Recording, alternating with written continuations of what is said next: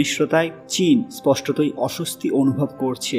চীন বহুদিন ধরেই নেপালে নিজের প্রভাব বিস্তারের চেষ্টা করেছে, বিশেষ করে বেল্ট অ্যান্ড রোড ইনিশিয়েটিভ অর্থাৎ BRI এর মাধ্যমে। কিন্তু নেপালের বর্তমান সরকার ভারতের সঙ্গে বন্ধুত্ব আরও জোরদার করায় চীনের সেই কৌশল আংশিকভাবে ব্যর্থ হয়েছে। এটা শুধু ভারতের জন্য নয়, দক্ষিণ এশিয়ার কৌশলগত ভারসাম্যের জন্য বড় সাফল্য।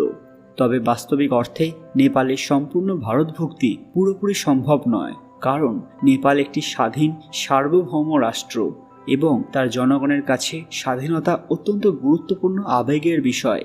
তবে সাংস্কৃতিক, অর্থনৈতিক এবং রাজনৈতিক সহযোগিতার মাধ্যমে যদি ভারত নেপাল সম্পর্ক এতটাই গভীর হয় যে দুই দেশের সীমারেখা শুধু কাগজে থাকে, বাস্তবে দুই দেশের জনগণ অবাধে চলাচল, ব্যবসা বাণিজ্য এবং সাংস্কৃতিক মেলবন্ধনে আবদ্ধ হয়, তাহলে এক ধরনের প্রকৃত অখণ্ডতা তৈরি হতে